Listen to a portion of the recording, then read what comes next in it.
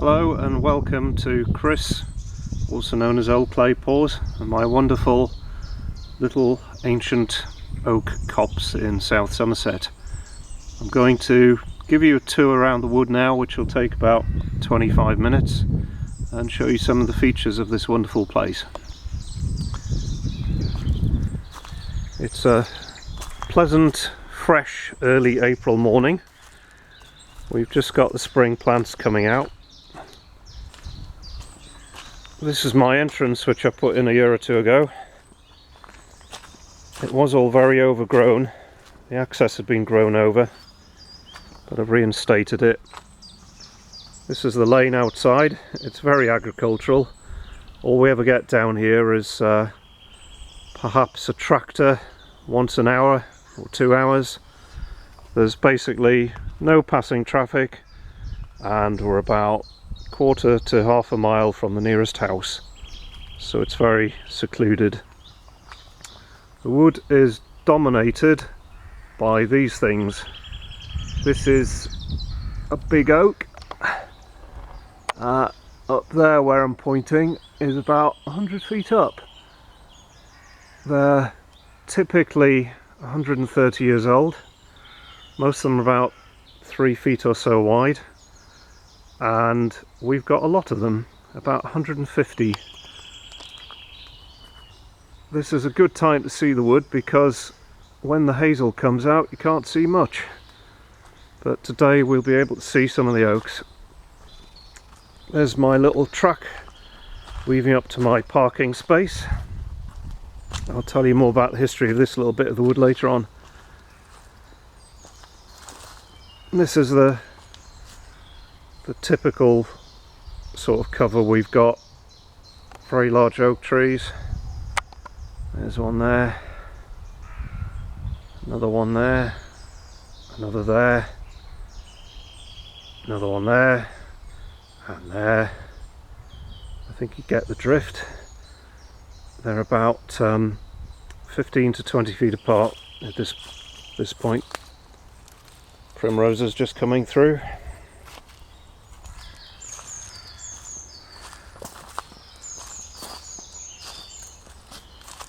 I'll take you around firstly the southern edge. It's quite open, easy to walk through. Lovely moss. This hazel is what we call overstood. It should be thin and young. Most of this is about 20 years or more since it was coppiced. So it's really well overdue for thinning to get it back to thriving. It's roughly four-sided, each side being about 500 feet. Quite a nice manageable size, but big enough to keep us happy. This is one that came down. He's about 2'6" across, and it's not dangerous because it's well hung up on an ash tree there. Deadwood's very good habitat for bugs, so I just leave it really if it's not dangerous. I put heaps of it like this wherever I can. Now this carpet of what looks like grass is actually bluebells. We've got millions of them. It's rather hard to walk around without treading on them, but I'll give it my best shot.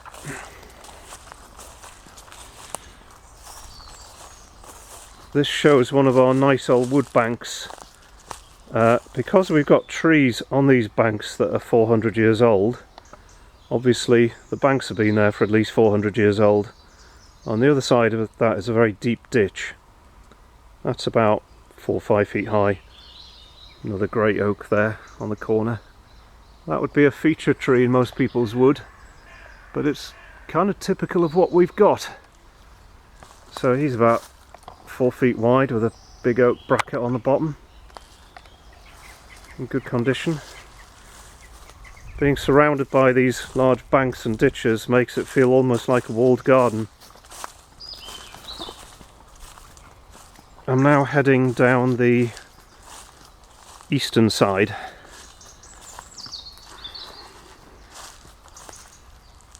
More primroses. Good year for the primroses.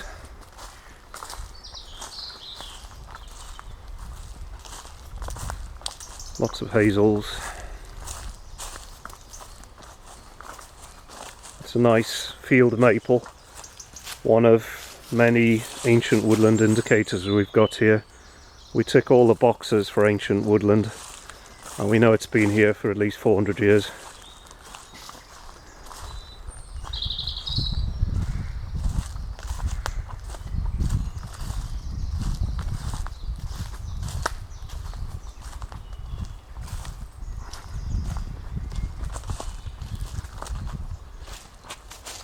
Cuckoo, pint, coming up all over the place.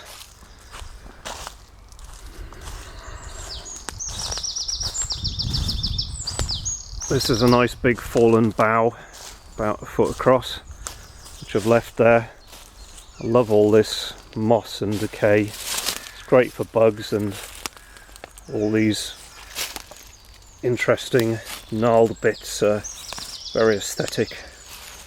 Now this has come off Thelma, that's what we call this tree. We've got 2 or 3 trees with names. Thelma here is 400 years old. She's about 4 or 5 feet across and just goes up and up and up.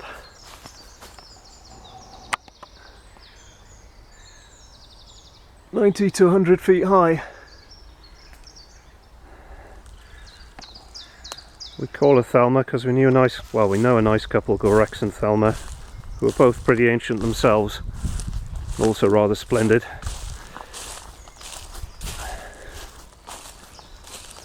Quite a few medium-sized ash trees filling in the gaps. He's about a foot across. There's another one. They can be coppers to keep them growing.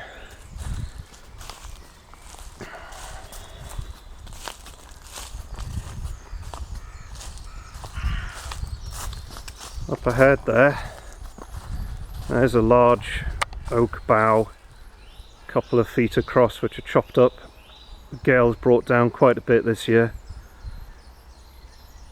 That'll all be firewood, some of it also left as dead wood. And over here, rather difficult to get in the scale of this thing. This is our magnificent oldest tree. It's really like an Amazonian giant. Side to side there is more than 10 feet across. I wonder who lives in there. And this is Rex, king of the trees.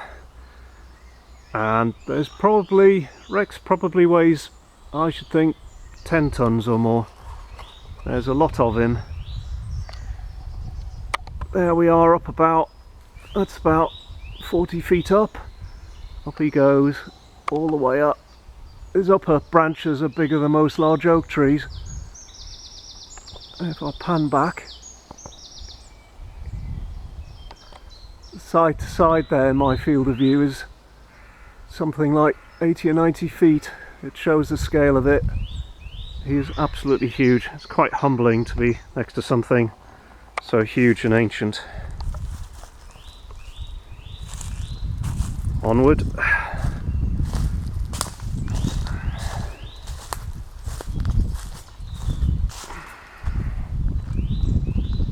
I'll just stop again here just to pan around, show you all these oaks. Each of these is 2 or 3 feet across. Well, 3 typically, maybe 90 to 100 feet high. And we are there, and again, they're everywhere.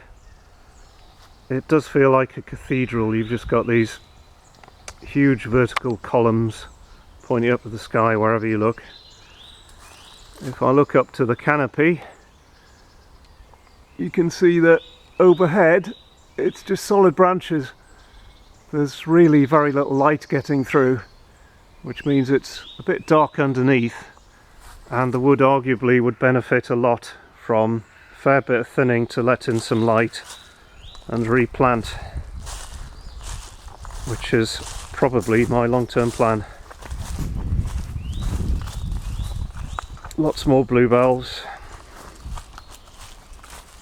Nice gnarled ash stump. Lots of those.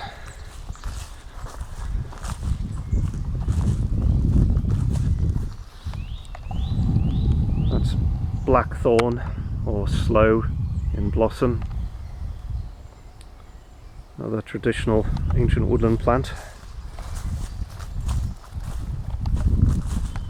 Continuing along this eastern boundary.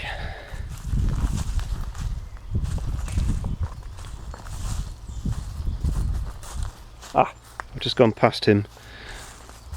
As you can see, there is a big one that came down in the storms. The bottom was rotten. The rest of it's alright, but the bottom was rotten. And there is a clump of chicken of the woods. Very good edible fungus, growing all the way up here in the wood.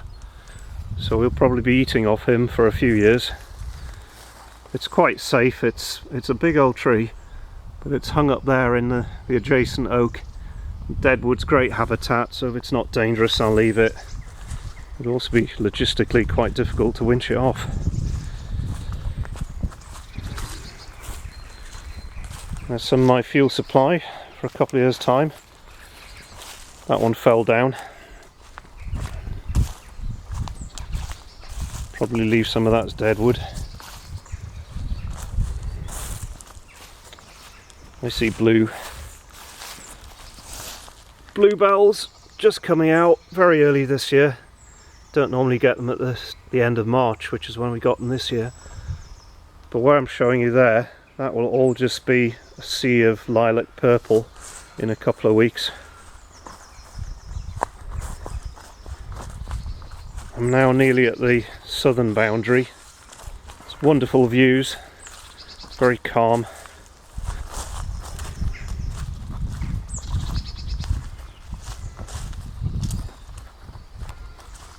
I love birch trees. I did have two, now I've got one. And here I think I've just passed it. Here is a wonderful, very old, very, very large holly. That's about 2 feet across there. It's got to be more than a century old. Got loads of ancient woodland indicators here. And the maps show the wood was definitely here in the 1700s. So I think it's safe to call it ancient.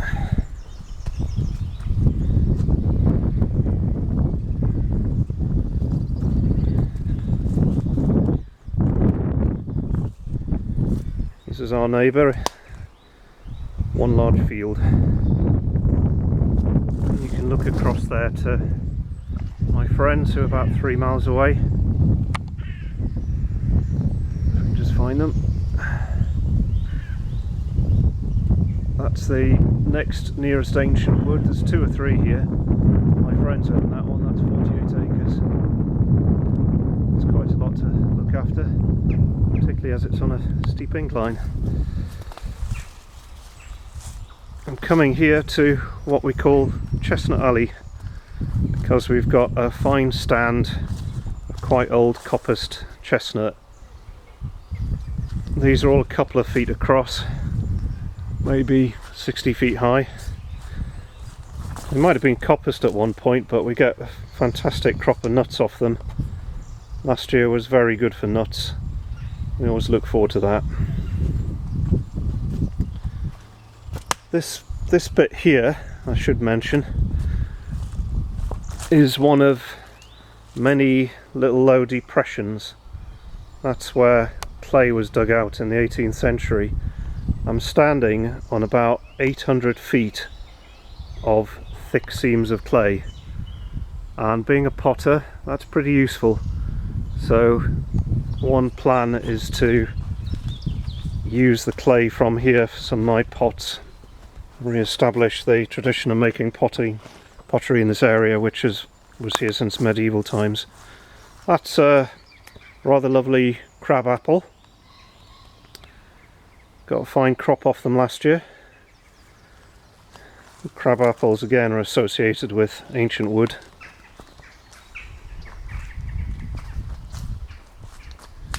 Goat willow, suicide trees as I call them. That one's hollow, just about to go over. Get to a certain size, get hollow and fall over. But then they often regrow from the fragments, as that one is doing. Fell over a year or two ago, springing again from the root. Stick a log of that in the ground and you get another tree.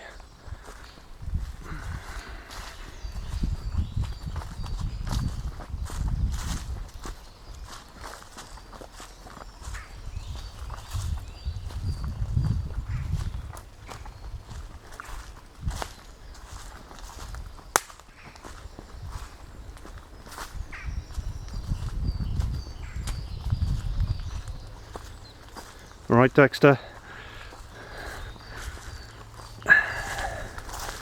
Now this is an interesting archaeological feature. There's a deep square pool or pond here, fed by a little leat they've dug at the edge. And this is the remains of a puddling pool.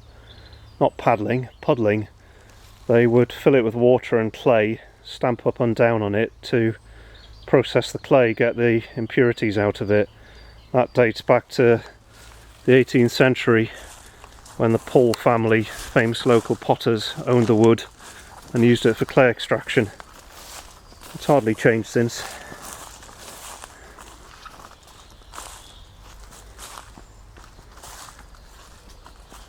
I'm now going along the eastern boundary, sorry, western.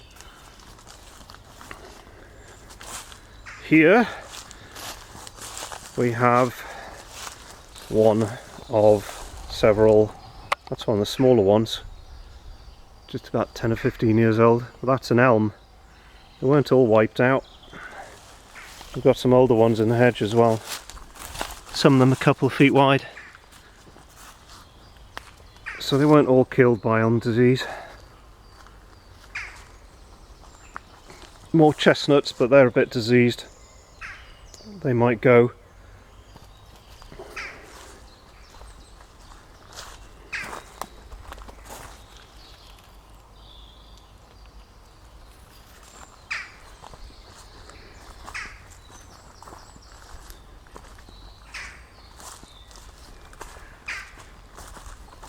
I'll try and stick to the same path to stop squashing the bluebells.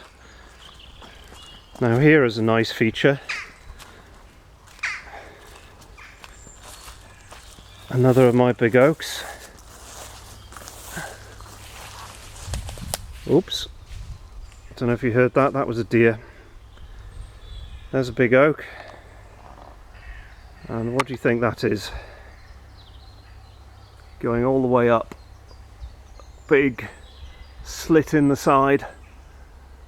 And that is a pretty impressive lightning strike. It got to within 4 or 5 feet of the ground and then jumped the rest of the way.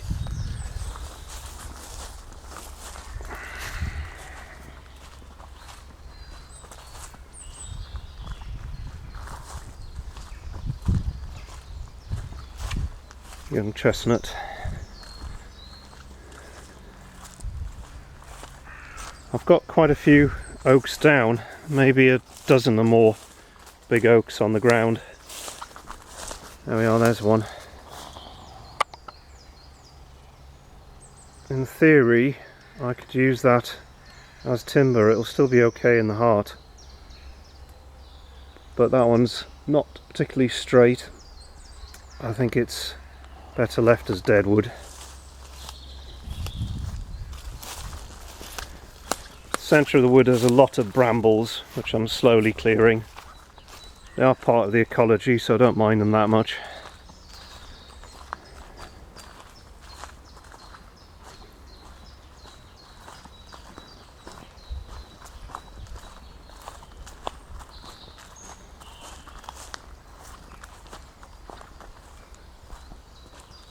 There's another, I didn't do this, nature did it, possibly honey fungus.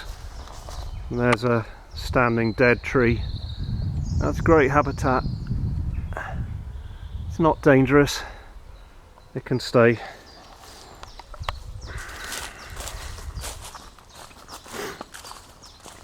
And although this is a fantastic tree for timber, it's such a wonderful shape. It looks like it's a landed, you can see there at the back end of it looks like a cruiser missile. It's a big oak, about 2 or 3 feet across, about 50 feet long. That's the butt of it. It's fantastic habitat and shape. It's not rotting yet, but I think we'll leave it. Looks so nice. Everywhere here, as you can see, just wall to wall or leaf to leaf bluebells.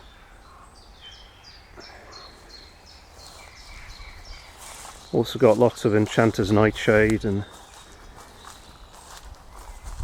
dog's mercury, all the typical ancient woodland plants.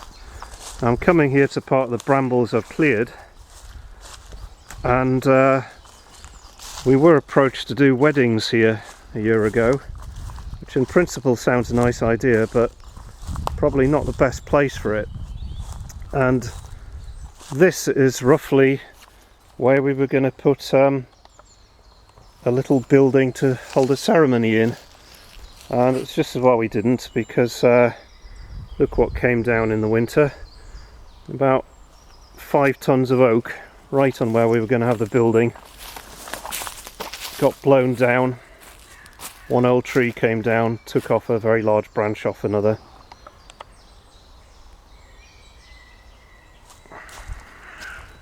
Hop over it. This is where I've cleared the brambles. Whoa. That's the one that came down. Big old thing. This was very dense brambles, but as you can see, it's now recolonizing with some pretty good looking bluebells. Got lots of stuff coming up. Dug all the brambles out by hand, but I find a brush cutter is a lot easier. And here we've got little elders coming up. Make nice wine. Good for the wildlife. So it was completely cleared, but it's all regenerating. Lots of little things coming up. That's the elder that they've reseeded off. It's nice to have some clear space. I'll go back through one of my paths to the northern boundary now. Another dead oak there. And there's a fantastic standing dead oak over here.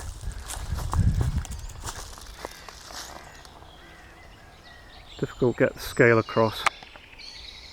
There's a standing dead oak that's quite decayed. It's fantastic for bats and bugs. Quite sculptural, that one. I'll just quickly pan round here the big trees, give you a sense of what it's like in the middle of the wood, just roughly where we are. Each of these oaks, the scale doesn't come across, each of these oaks is 90 to 100 feet high. And there's a lot of them, as you can see. It's like the Amazon. Very unusual to get so many large oaks undisturbed. There's been no felling here for a century.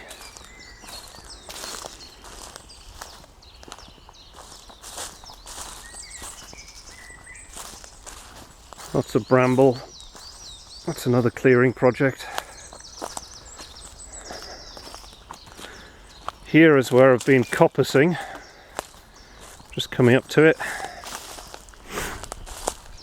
Now, that's an overstood hazel stool.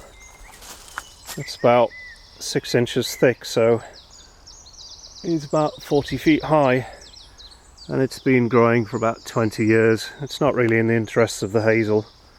What you want off them is a regular crop of usable poles like these. So I've been chopping all this down, as you can see, quite a lot of it there. Good firewood, lots of it, and it's created this more open area. I'll probably have the deer coming, nibbling at the shoots, but this is one I coppiced a year ago, just here. So that was down to the ground there, and it's already sprung up to about 6 feet high. That's 1 year's growth. So you cut them right down, they do come back. This is my parking area. It has an interesting history. It was a huge, very deep, half-acre or so pond back in the 18th century from clay digging, and the council, when they owned it last century, decided to fill it in, mainly I believe with hardcore and rubbish, and they capped it off with railway sleepers and about 2 or 3 feet of hardcore, so no trees can root in it, but it is very useful for me for parking. So after the council had used it for a while as a yard for storing various materials, our travellers on it, and nothing against anyone personal, but the travellers did leave quite a mess, and we found quite a large collection of almost antique milk bottles. A lot of the dairies that made these have long since gone, but I keep finding them along the perimeter of the old pond, and I've taken out so far, I don't know, maybe 1,000 bottles. So they like their milk and their whiskey. But we're gradually clearing the rubbish, coppicing it, getting it back to a nice native wood in prime condition. And who have we got here? Waiting for a walk. Hello, Pearly. 2 large dogs. This is another great reason to have a wood.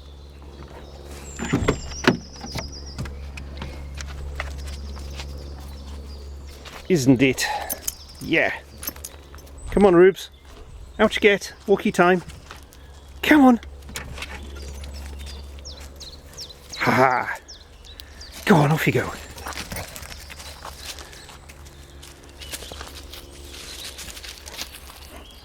So there we are. Hope you've enjoyed that little tour. I'll sign off. Keep in touch. I'm sure I'll have open days here, so maybe you'll see it yourself at some point in the future. All the best now. Draw.